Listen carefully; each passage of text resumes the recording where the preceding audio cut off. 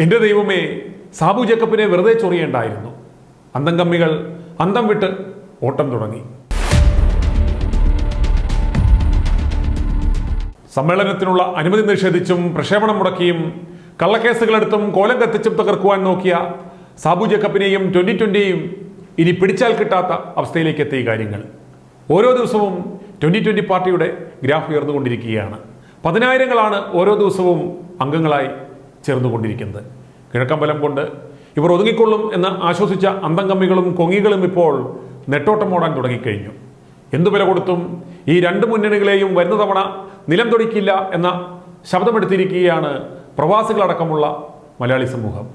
ലോകത്തിൻ്റെ വിവിധ ഭാഗങ്ങളിൽ നിന്ന് ലഭിക്കുന്ന പ്രതികരണങ്ങളിൽ നിന്നും നമുക്ക് ഒരു കാര്യം മനസ്സിലാക്കാം.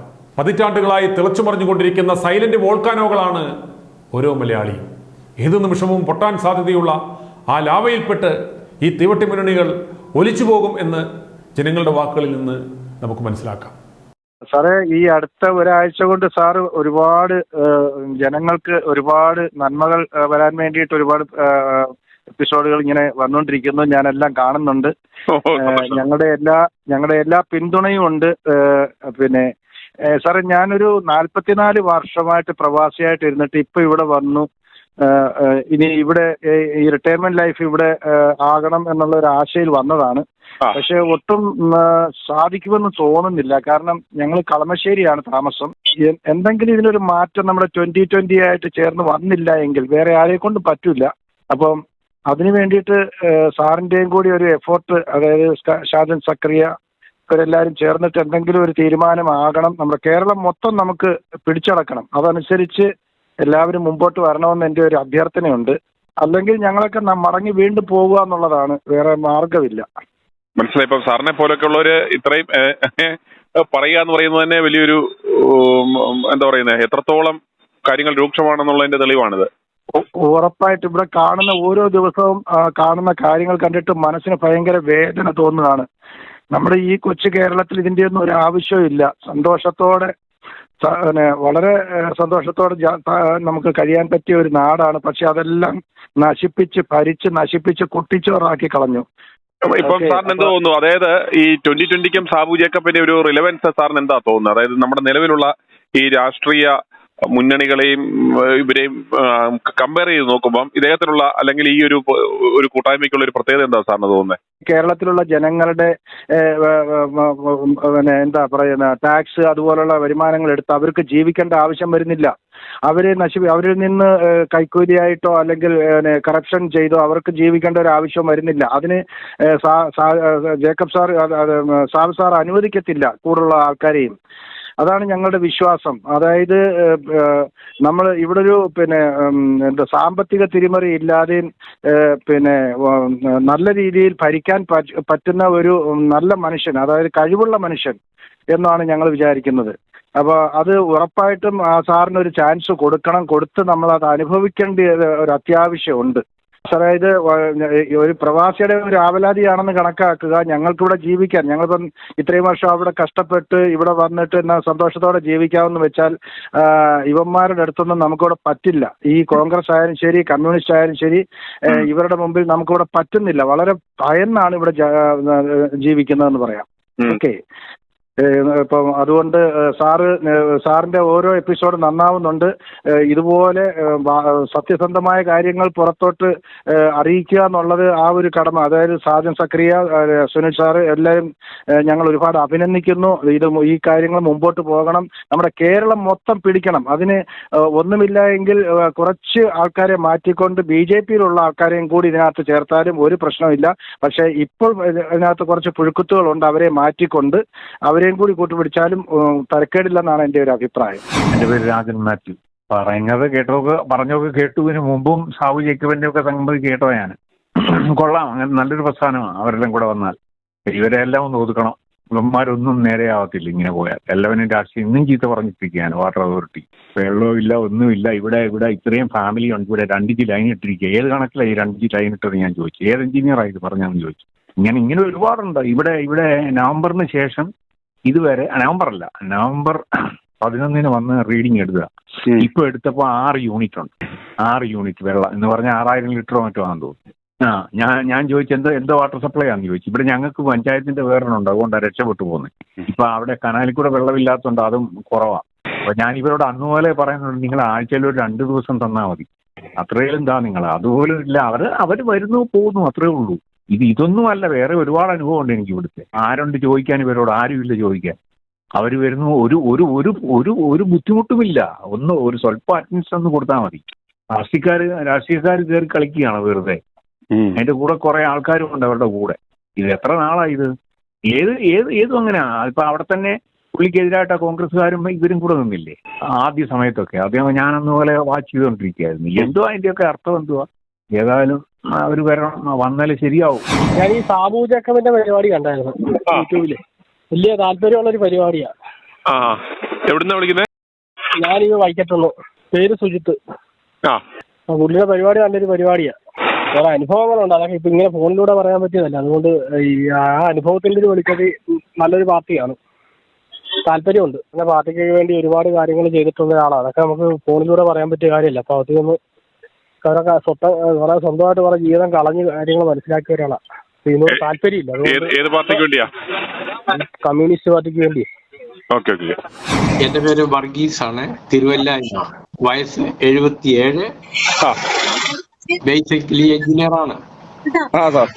താങ്കളുടെ ചാനൽ വളരെ നാളുകളായി ഞാൻ കാണാറുള്ളതാണ്. പറയുന്നത് മുഴുവൻ യാഥാർത്ഥ്യങ്ങളാണ്. ഇപ്പോൾ ഞാൻ വിളിച്ചത് 2020 പാർട്ടിയെ പറ്റി ഒന്ന് സംസാരിക്കുകയാണ്. ഏതാനും ദിവസങ്ങൾക്ക് മുമ്പുള്ള ആ സമ്മേളനം ഞാൻ കാണുകയുണ്ടായി. വളരെ സന്തോഷമുണ്ട്. ഇങ്ങനെ ഒരു പാർട്ടി കേരളത്തിൽ ഉണ്ടാകേണ്ടത് വളരെ അനിവാര്യമായിരിക്കുകയാണ്. അതിനുവേണ്ടി താങ്കൾക്കും സാബു ജേക്കബിനും ജനങ്ങളെ സഹായിക്കാൻ സാധിക്കും, തീർച്ചയാണ്. ഇതൊരു ദൈവ നിയോഗമായിട്ട് ഞാൻ കരുതുന്നു. കാരണം കേരളം അത്രയ്ക്ക് അപകടനില കടന്നു. ഞാൻ ചുരുക്കുകയാണ്, എല്ലാ പഞ്ചായത്തുകളിലും 2020 പ്രതിനിധികൾ ഉണ്ടായിരിക്കണം, പ്രവർത്തിക്കണം. ഞാനും മുന്നോട്ട് വരാം, എന്നെ കഴിവത് ഞാനും പ്രവർത്തിക്കാം. ഈ ഇടതിനെയും വലതിനെയും മാറ്റി നിർത്താൻ സാധിക്കും എന്നുള്ള ഒരു അഭിപ്രായം എനിക്കുണ്ട്. ഇത് സാബു ജേക്കബുമായി പങ്കിടുക, ഉള്ള സമയം ഹാർഡ് വർക്ക് ചെയ്യുക. മിസ്റ്റർ സുനിൽ മാത്യുവിന് ധാരാളം നന്മകൾ സമൂഹത്തിന് വേണ്ടി ചെയ്യുവാൻ സാധിക്കും. ഇതെന്റെ ഒരു അഭിപ്രായമാണ്. ഞാൻ സമൂഹത്തിന് വേണ്ടി അല്പമൊക്കെ പ്രവർത്തിക്കുന്ന ആൾ കൂടിയാണ്. അടൂന്ന് വിളിക്കുക സാറേ.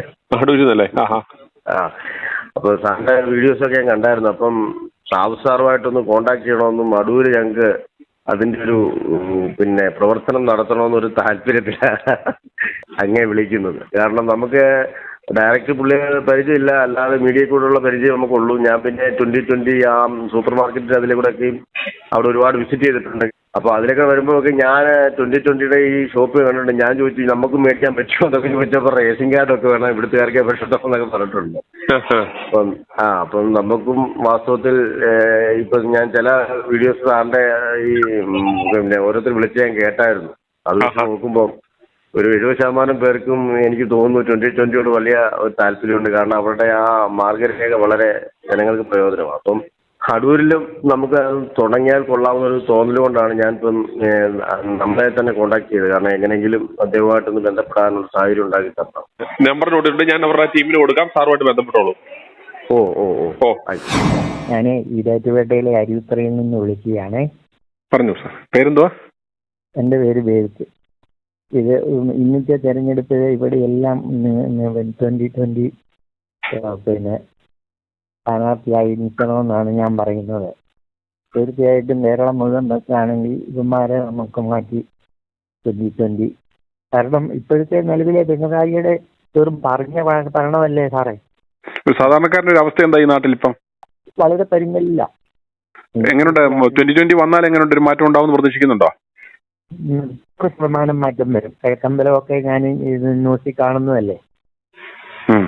കാരണം എന്താണെന്ന് ചോദിച്ചാൽ ഇപ്പം ഞാൻ പറയുകയില്ല, ഇപ്പം റേഷൻ കടയിലോ മാവേലി സ്റ്റോറിലോ ഒന്നും യാതൊരു സാധ്യത. ഇപ്പം ക്രിസ്മസ് പ്രമാണിച്ച് മാവേലി സ്റ്റോറിലൊന്നും ഒരു ഒറ്റ സാധനങ്ങൾ പോലും ഇല്ല. ഒരു വെളിച്ചെണ്ണ മാത്രം, വേറൊരു സാധനവും ഇല്ല. അതുകൊണ്ട് അത് നിങ്ങൾ ഇനി യാതൊരു കാരണവശാലും ഇന്നത്തെ തിരഞ്ഞെടുപ്പ് വരുമ്പം ഇവിടെ മുഴുവൻ ഈ പൂഞ്ഞാർ നിയോജക മണ്ഡലമല്ല, പൂഞ്ഞാർ നിയോജക മണ്ഡലം എന്നല്ല കേരളം മൊത്തം 2020 എടുക്കണം എന്നാണ് ഞാൻ പറയുന്നത്. എന്റെ പേര് മാത്യു എന്നാണ്. ഞാൻ മധ്യപ്രദേശിലാണ്. മധ്യപ്രദേശത്ത് മൻസൂർ എന്ന് പറയുന്ന സ്ഥലത്തു നിന്നാണ് വിളിക്കുന്നത്. ഞാൻ നാട്ടിലെ കോട്ടയത്ത്. അപ്പോൾ ഞാൻ പറയാൻ ഉദ്ദേശിക്കുന്നത്, എനിക്ക് നാട്ടിലേക്ക് വീടൊക്കെ ഉണ്ടെങ്കിലും വരാനായിട്ടും സെറ്റിൽ ചെയ്യാനായിട്ടും ഒരു തോന്നലില്ല. കാരണം ആകെപ്പാടെ എല്ലാം കൂട്ടഴിഞ്ഞ ഒരു ഇന്ന് തന്നെയാണ് ഗവർണറെ കരിങ്കൊടി കാണിക്കുന്നു. ഇവരെല്ലാം വെറുതെ ഇരുന്ന് തിന്നുകൊണ്ട് കൊടുത്ത് ചുമ്മാ ഒരു പ്രയോജനമില്ലാത്ത കാര്യത്തിന് വേണ്ടിയിട്ട് വെറുതെ കിടന്നുകൊണ്ട് ഈ വിദ്യാർത്ഥി പ്രസ്ഥാനങ്ങളും എല്ലാം ചെയ്യുക. ഒരു രക്ഷ പോലെ തോന്നിയത് നിങ്ങളുടെ ഈ ആവിർഭാവത്തോടു കൂടി ഒരു മാറ്റം വരും എന്നുള്ള പ്രതീക്ഷയില്ല ഞാൻ അങ്ങോട്ട് വരാൻ ആഗ്രഹിക്കുന്നത്. ഞാൻ ഇവിടുന്ന് അങ്ങോട്ട് വന്നാൽ എന്ത് സഹായവും പ്രവർത്തനവും വേണം ചെയ്യാൻ ഞാൻ തയ്യാറാണ്. ഒരു പ്രശ്നമുള്ളത്, നമുക്കിപ്പോ ഒരു 71 സീറ്റെങ്കിലും ഇല്ലാതെ നമുക്ക് നിയമസഭയിൽ ഒന്നും ചെയ്യാനൊക്കെയില്ല. ഒറ്റ ആളുകൾ അവിടെ ഇവിടെ നിന്ന് പറഞ്ഞ് ഇതെല്ലാം വോട്ടായിട്ട് മാറ്റണ്ടേ? വോട്ടായിട്ട് മാറിയാലുള്ളൂ ഇതുകൊണ്ട് എന്തെങ്കിലും ഒരു ഇഫക്ട് ഉണ്ടാവുള്ളൂ.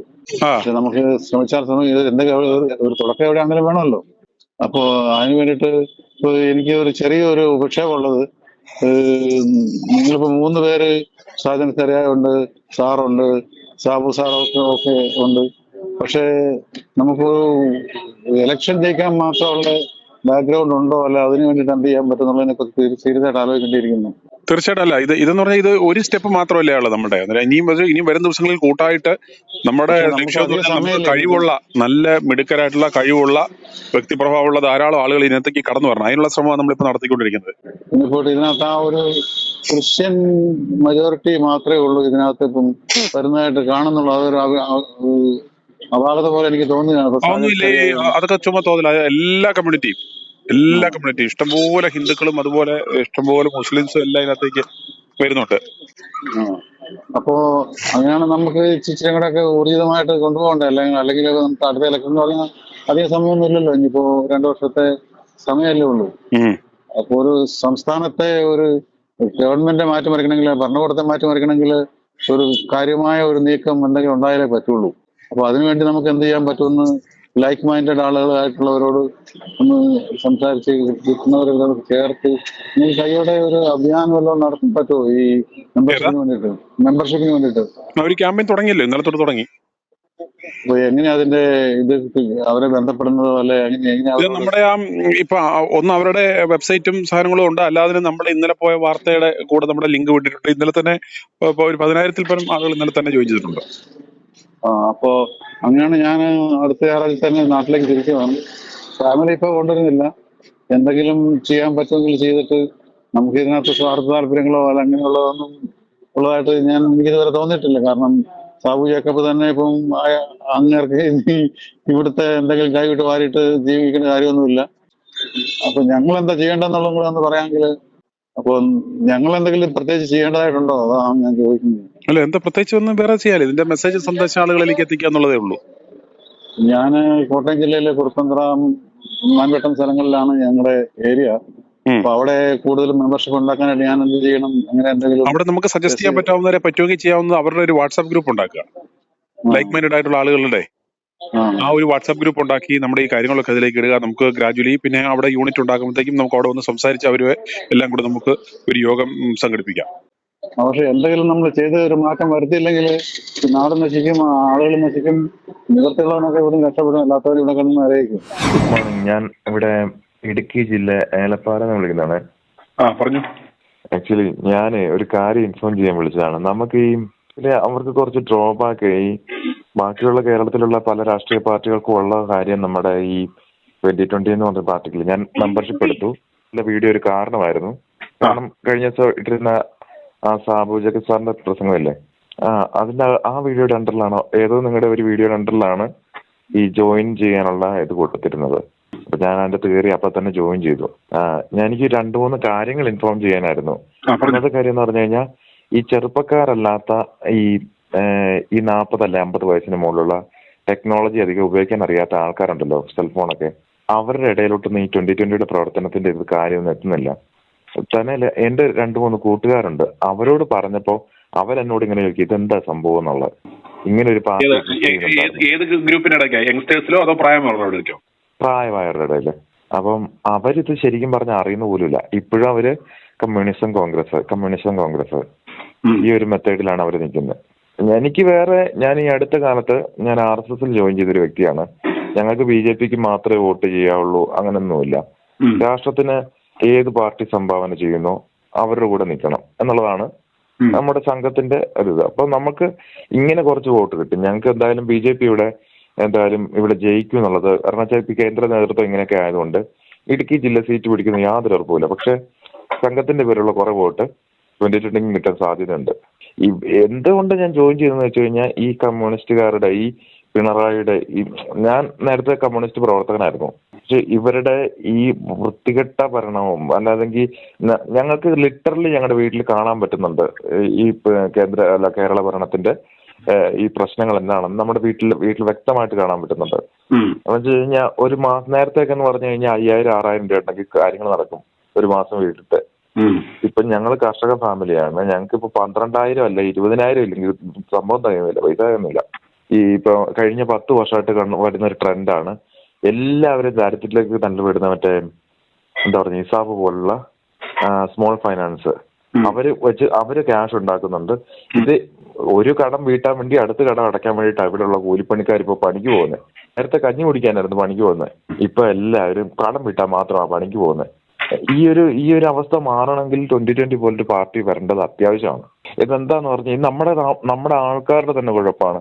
നമ്മുടെ ആൾക്കാർ എന്തോ വലിയ പ്രബുദ്ധരാണെന്നും നമ്മുടെ ആളുകൾ എന്തോ വലിയ അറിവുള്ളവരാണെന്നും മറ്റുള്ള ലോകത്തിൽ വേറെ ആരും ഇങ്ങനെയുള്ളവരില്ല എന്നൊക്കെ നമ്മുടെ കുറെ സംഭവം. അതുകൊണ്ടാണല്ലോ ഈ പിണറായി പ്രസംഗിക്കുമ്പോഴത്തേനും പറയുന്നത് ഇത് കേരളമാണെന്ന്.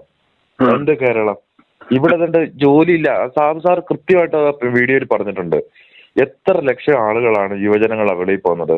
ചെന്നൈ തന്നെ എത്ര പേരാ ഉപജീവനം കഴിക്കാൻ വേണ്ടി 20 ലക്ഷം പേര്. ഇവര് പറയുന്ന കണക്കുകളെല്ലാം തെറ്റാണ്. 70 ലക്ഷം പേര് പുറത്തു പോയിട്ടുണ്ട് എന്ന് നമുക്ക് കിട്ടുന്ന ഡാറ്റ എല്ലാം വളരെ തെറ്റാണ്. ചെന്നൈ മാത്രമുണ്ട്, ഡൽഹി മാത്രമുണ്ട്. എന്തോരം മലയാളികളുണ്ടെന്നറിയോ? 10 ലക്ഷത്തിന് മുകളിലാകണ്ട ഡൽഹി മാത്രമായിട്ടുള്ള കണക്ക്. അതൊന്നും കൃത്യമായ ഡാറ്റയൊന്നുമല്ല. ഈ കേരള ഗവൺമെന്റ് പുറത്തുവിടുന്ന കണക്ക് കൃത്യമായ ഡാറ്റയല്ല. ഇത് നമ്മൾ ഒരു തരത്തിലും ജീവിക്കാൻ മേലാത്ത ഒരു കണ്ടീഷനിലേക്ക് പൊയ്ക്കൊണ്ടിരിക്കുകയാണ്. ഞാൻ നോക്കിയിട്ട് GDP അത് നേരെ താഴത്ത് ഓട്ടിരുന്നു. ഞാൻ വലിയ എക്കണോമിസ്റ്റ് ഒന്നുമല്ല, എന്നിരുന്നാൽ പോലും നമുക്ക് അറിയാലോ ഇവിടെ എന്ന് പറഞ്ഞാൽ ഒരു വ്യവസായം തുടങ്ങാൻ പറ്റത്തില്ല, ഒരു കട ഇടാൻ പറ്റത്തില്ല, എന്നാൽ ഒരു കൃഷി ചെയ്യാൻ പറ്റുമോ? അതില്ല. ഇപ്പൊ ഞങ്ങളുടെ ഈ ഏലം കർഷകരൊഴികെ ബാക്കി ഏത് കർഷകരാ? ഏലം കർഷകർ മാത്രമേ ഉള്ളൂ.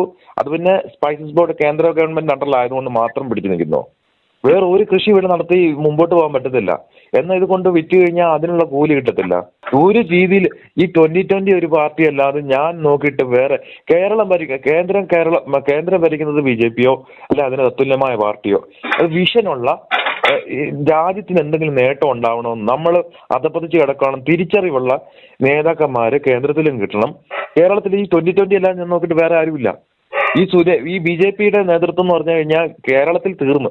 ഈ സുരേന്ദ്രനൊക്കെ എന്താ കാണിച്ചുകൊണ്ടിരിക്കുന്ന അറിയത്തില്ല. ഇത്രയും വലിയ അഴിമതി, ഇത്രയും വലിയ സംഭവങ്ങൾ നടന്നിട്ടും ഈ VD സതീശനെ പോലുള്ള അല്ലെ സുരേന്ദ്രനെ പോലുള്ള ഇവർക്ക് എന്തിനാ? ഈ ചില സമയത്ത് നമ്മുടെ ആ മറിയാമ്മച്ചെടുത്തില്ലേ, അവര് പറയുന്നതിന് 4-1 പോലും ഇവര് പറയുന്നില്ല. എനിക്ക് ഇവിടെ ഒരു പൊതുജനത്തിന് തോന്നുന്ന ഒരു സാധാരണ സംശയം ഇവര് അവരുടെ കയ്യിൽ നിന്ന് പൈസ മേടിച്ചിട്ട് മിണ്ടാതിരിക്കുവാണെന്നുള്ളതാ. പലരും അങ്ങനത്തുള്ള അഭിപ്രായം പറയുന്നത്. എന്റെ പൊന്നു ചേട്ടൻ, നമുക്ക് ജീവിക്കാൻ ഇപ്പൊ ഇവിടെ കോൺട്രാക്ടർമാർക്കോ ഏത് കാറ്റഗറി എടുത്തോ ബിസിനസ്സുകാർക്ക് പറ്റത്തില്ല. ബിസിനസ്സുകാരെ എങ്ങനെയും ഓടിക്കുകയാണ്. കോൺട്രാക്ടർമാര്, ഈ മേസ്ത്രിമാര്, പീസ് വർക്ക് എടുത്ത് ചെയ്യുന്ന ആളുകൾ, അവർക്കൊന്നും ഒരു നിലനിൽപ്പില്ല, കർഷകർക്കില്ല.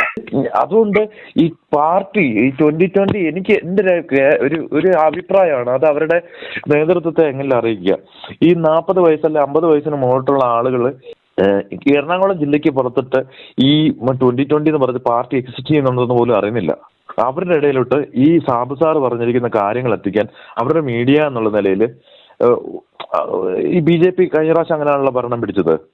പരസ്യം ചെയ്തു, യൂട്യൂബിലും ഗൂഗിളിലും എല്ലാം പരസ്യം ചെയ്തു. സാധാരണ ഇടക്കാരിലേക്ക് ഏറ്റവും നല്ല ചെയ്യാൻ പറ്റുന്ന വെച്ച് കഴിഞ്ഞാൽ ഇന്റർനെറ്റ് മുഖാന്തരമുള്ള പരസ്യമാണ്.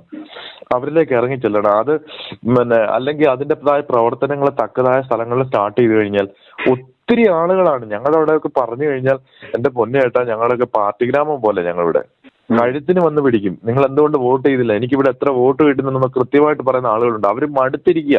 അവർക്ക് വേറെ ഓപ്ഷനില്ല. കോൺഗ്രസ് അവിടെ ജയിക്കുന്നില്ല എന്ന് അവരുടെ ആളുകളുടെ ഇടയിലൊരു ചിന്തയുണ്ട്. അതുകൊണ്ട് അവർ കമ്മ്യൂണിസ്റ്റിന് മാത്രമേ ഒത്തുള്ളൂ. പക്ഷേ ഇങ്ങനെ ഞങ്ങൾ നിങ്ങൾക്ക് 5000 രൂപ തരാം, അല്ലെങ്കിൽ ഞങ്ങൾ നിങ്ങളെ സഹായിക്കാൻ, നിങ്ങളുടെ ജീവിതം മെച്ചപ്പെടാം, നിങ്ങൾക്ക് വീട് തരാം, നിങ്ങൾക്ക് റോഡ് തരാം, നിങ്ങൾക്ക് ആവശ്യങ്ങൾ എന്താണെന്ന് അറിഞ്ഞ് ഞങ്ങൾ നിൽക്കാം എന്ന് പറയുന്ന ഒരു പാർട്ടി അവിടെ വരുമ്പോൾ definitely they are gonna vote it. അത് വർക്കാവും അത്. പക്ഷെ അത് ആളുകളുടെ ഇടയിൽ അവർക്ക് അറിയത്തില്ല. ഇപ്പൊ എനിക്കെന്ന് പറഞ്ഞു കഴിഞ്ഞാൽ എനിക്ക് ഈ ലിങ്ക്, ചേട്ടാ നിങ്ങൾ ഇങ്ങനെ ഒരു പാർട്ടി ഉണ്ട്, അല്ലെങ്കിൽ എനിക്ക് 10 പേരോട് പറയാൻ പറ്റും, ചിലപ്പോൾ 15 പേരോട് പറയാൻ പറ്റും. എനിക്കൊരു ലിമിറ്റേഷൻ ഉണ്ട്. അല്ലെങ്കിൽ എനിക്ക് ജോയിൻ ചെയ്യാനുള്ള ലിങ്ക് ഇതാണ്, നിങ്ങൾ വന്ന് ജോയിൻ ചെയ്യുക എന്ന് നമുക്ക് കുറച്ച് പേരോട് ചെയ്യാൻ പറ്റും. പക്ഷെ ഈ പ്രായമായ ആളുകളുടെ ഇടയിലോട്ട് പോകുന്ന ഒരു വഴി എന്ന് ഒരു സംഭവം എന്ന് പറഞ്ഞു കഴിഞ്ഞാൽ അത് വാമൊഴിയല്ലെന്ന് നമുക്ക് പറയാൻ പറ്റത്തില്ല. ഇപ്പൊ പാർട്ടിക്ക് അല്ലെങ്കിൽ അല്ലാതെ ഈ ഇന്റർനെറ്റ് മീഡിയകളൊക്കെ നമുക്ക് ഉപയോഗിക്കാം. പക്ഷെ എന്നിരുന്നാൽ പോലും ആളുകളുടെ ഇടയിലോട്ട് ഇപ്പോഴും ചെന്നിട്ടില്ല സംഭവം. ഈ 20 വയസ്സുള്ള ചെറുപ്പക്കാരുടെ ഇടയിലോട്ടാണെങ്കിൽ അവരൊക്കെ ആണെങ്കിൽ ശരിയാണ്, ഷെയർ ചെയ്യും, ഇന്ന പോലെ സംഭവം ഉണ്ട്. ഇപ്പൊ 2020 കുറിച്ച് അറിയാത്ത എനിക്ക് തോന്നുന്നില്ല 30 വയസ്സിൽ താഴെയുള്ള ആളുകളുണ്ടെന്ന്. സെൽഫോൺ ഉപയോഗിക്കുന്ന എല്ലാവരും തന്നെ അറിഞ്ഞു കാണും കഴിഞ്ഞ 10 വർഷത്തിനിടെ. പക്ഷേ ഇതാണ് പ്രശ്നം. ഈ പ്രായമായ ഇവരുടെ വോട്ടുകളാണ് ഇവർ ഈ കള്ളന്മാരും മോട്ടിച്ചോണ്ട് പോകുന്നത്. കമ്മ്യൂണിസ്റ്റുകാര് ഇതുപോലെ ഭരണത്തിൽ നിന്ന് മാറിയില്ലെങ്കിൽ ഉറപ്പായിട്ടും നമ്മുടെ GDP നമ്മുടെ നാടും നമ്മുടെ നഗരവും നമ്മുടെ സാംസ്കാരികവും ഇതൊക്കെ നമുക്ക് 10 വർഷം കഴിഞ്ഞ് പറയാൻ നമ്മുടെ മലയാളിക്കര എന്ന് പറയാൻ വേണ്ടി ഒരു സംഭവം പോലെ, ഒരു സംസ്കാരം പോലെ എക്സിസ്റ്റ് ചെയ്തില്ല. ഇപ്പൊ തന്നെ സാബു സാറ് പറഞ്ഞ ആ പ്രസംഗത്തിൽ പറഞ്ഞ പോലെ കടത്തിന്റെ മുകളിൽ കടവാ. കഴിഞ്ഞ 50 വർഷമായിട്ട് ഉണ്ടാക്കി വെച്ച കടം 5 വർഷമായിട്ട് കയറ്റി. 50 വർഷം കൊണ്ട് ഉണ്ടാക്കിയ കടം ഈ പിണറായി വന്ന് 5 വർഷം കൊണ്ട് കയറ്റി. ഇവിടെ ഇവന്മാര് കക്കാനും മോട്ടിക്കാനും അല്ലാതെ എനിക്ക് നമ്മൾ ആ സാറ് പറഞ്ഞ പോലെ 22 കോടി രൂപ ഒരു പഞ്ചായത്തിൽ നിന്നൊക്കെ മിച്ചം പിടിക്കുകയാണെങ്കിൽ ഈ 950 പഞ്ചായത്തിൽ ന്യായമായിട്ട് ഭരിച്ചു കഴിഞ്ഞാൽ എത്ര രൂപ ഇവന്മാര് എന്തോരം കട്ടിട്ടുണ്ട് ചേട്ടാ. ഒരു രാജ്യസ്നേഹി എന്നുള്ള നിലയിൽ മാത്രം കണ്ടാൽ മതി. ഇത് മാത്രം മാക്സിമം ആൾക്കാരുടെ ഇടയിലോട്ട് എത്തിക്കാൻ പറ്റുന്നത്. എനിക്ക് നമ്മളൊരു യൂട്യൂബ് ചാനൽ കൊണ്ടോ അല്ലെങ്കിൽ അവരുടെ ഒരു വെബ്സൈറ്റ് കൊണ്ടോ എനിക്ക് തോന്നുന്നില്ല. പക്ഷെ ഇത് അറിയാവുന്നവർ വളരെ ചുരുക്കമാണ്. പക്ഷെ അറിഞ്ഞവര് ഉറപ്പായിട്ടും വേറെ എവിടെയും വോട്ട് ചെയ്യത്തില്ല. എന്റെ കുടുംബത്തിൽ നിന്ന് ഞാൻ ഒരു 4 വോട്ട് ഞാൻ നിങ്ങൾക്ക് തരാമെന്ന് ഉറപ്പ് തരുന്നു. കാര്യം എന്റെ അനിയൻ കോൺഗ്രസിന്റെ അനുഭാവിയാണ്, എന്റെ അപ്പൻ കമ്മ്യൂണിസ്റ്റിന്റെ അനുഭാവിയാണ്. എന്നാൽ അവരോട് കാര്യം പറഞ്ഞാൽ അവർക്ക് മനസ്സിലാവും. നമ്മുടെ കുടുംബത്തിൽ പല മതവിഭാഗങ്ങളുള്ള, പല രാഷ്ട്രീയ ഇതിലുള്ള ഒത്തിരി ആളുകളുണ്ട്. 3 പാർട്ടിയിലും വിശ്വസിക്കുന്നവരുണ്ട്, 3 രാഷ്ട്രീയക്കാരുടെ ഇതിലും വിശ്വസിക്കും. പക്ഷെ നമ്മൾ കാര്യം പറഞ്ഞു കഴിഞ്ഞാൽ പപ്പ ഇന്ന പോലൊരു നാള് നമുക്ക് വേണം, ഇന്ന പോലൊരു നാട് നാളെ നന്നാവണം എന്ന് പറഞ്ഞു കഴിഞ്ഞാൽ അനുഭാവി മാത്രമാണ്, പ്രവർത്തകരല്ല, പാർട്ടിയുടെ പ്രവർത്തകരല്ല. എന്നിരുന്നാൽ പോലും അവർ വോട്ട് ചെയ്യും ഉറപ്പായിട്ടും 2020. അതുപോലെ തന്നെ ഇവിടെ വല്ല ഈ എസ്റ്റേറ്റ് മേഖലയാ, ലയത്തിൽ കിടക്കുന്നവരാ ഇവിടെ ഉള്ളവരുടെ കാര്യം പറഞ്ഞു കഴിഞ്ഞാൽ ഇവിടെ ടോയ്ലറ്റ് ഇല്ലാത്ത, അല്ലെ ടാർപ്പാളിനടി കിടക്കുന്ന, എന്തിന് ഈ ഷീറ്റ് പോലും ചുവന്നേരം ഇല്ലാത്ത വെറും 4 കാലയിൽ ചുമ്മാ കമ്പ് കെട്ടി പിന്നെ ചാക്കുനൂല് പോലത്തെ നൂലും കെട്ടി അങ്ങനെ കിടക്കുന്ന ഒത്തിരി ആളുകളുണ്ട് ഈ ഇടുക്കി ജില്ലയില്. ഒരു തുണ്ട് ഭൂമിയില്ലാതെ ഈ പുറമ്പോക്ക് ഇവിടെ കിടക്കുന്ന, ഇവിടെ ഇഷ്ടം പോലെ, അതായത് ഈ വാഗമൺ ഏരിയയിലുള്ള വാഗമണ്ണ് വില്ലേജ് ഓഫീസിന്റെ അണ്ടറിലുള്ള എല്ലാ ഭൂമികളും ഇവിടെ എന്താ പറയുന്നത് പട്ടയില്ലാത്ത ഭൂമികളാ. അപ്പൊ സ്വന്തമായിട്ട് അപ്പം അവര് കിടക്കുന്നതെന്ന് പറഞ്ഞു കഴിഞ്ഞാൽ പുറമ്പോക്ക് ഭൂമിയിലാണ് മിക്കവരും കിടക്കണേ. അവർക്ക് വീട് വെക്കാനില്ല, ഇവർക്ക് ഒരു റോഡില്ല, വെള്ളമില്ല, കുടിവെള്ള സൗകര്യം ഒന്നുമില്ല. ഇവിടെ വന്നു കഴിഞ്ഞാൽ ഈ വാഗമണ്ണ് പുറമേന്ന് കാണുമ്പോൾ ഭംഗിയാ, പക്ഷെ കുറച്ച് ഉള്ളിലേക്കൊക്കെ വന്നു കഴിഞ്ഞു കഴിഞ്ഞാൽ ഇവിടുത്തെ ആളുകളുടെ നരക ജീവിതം എന്ന് പറഞ്ഞാൽ വളരെ കഷ്ടമാണ്. സ്വന്തമായിട്ട് വരുമാനമില്ല. എന്നാൽ എസ്റ്റേറ്റ് പണിക്കാരാന്ന് ഓർക്കണം. സ്ഥിരമായിട്ട് അവർക്ക് ജോലിയില്ല. സ്ഥിരമായിട്ട് അവർക്ക് ഇപ്പൊ ഹിന്ദിക്കാരിലാണ് വന്നു കയറിയതുകൊണ്ട് പ്രായമായവർക്ക് ഒട്ടും ജോലിയും കൊടുക്കുന്നില്ല. കോട്ടയം എറണാകുളമൊക്കെ ആണെങ്കിൽ അവർക്ക് അത്യാവശ്യം വിദ്യാഭ്യാസം ഉണ്ട്, പുറത്തു പോയി ജോലി ചെയ്ത് അവിടെ ശമ്പളമൊക്കെ. ഇവിടെ എന്ന് പറഞ്ഞാൽ അങ്ങനെ ഒരു സംഭവമല്ല. ഇവിടെ പലരും പട്ടിണിയായിട്ടാ. അങ്ങനത്തെ ഒരു സ്ഥലം ഇവിടെ. i2i News, an eye for truth. i2i News subscribe ചെയ്തിട്ടില്ലാത്തവർ ഇപ്പോൾ തന്നെ സബ്സ്ക്രൈബ് ചെയ്യുക. നോട്ടിഫിക്കേഷൻ ലഭിക്കുവാൻ ബെൽ ബട്ടണും അമർത്തുക.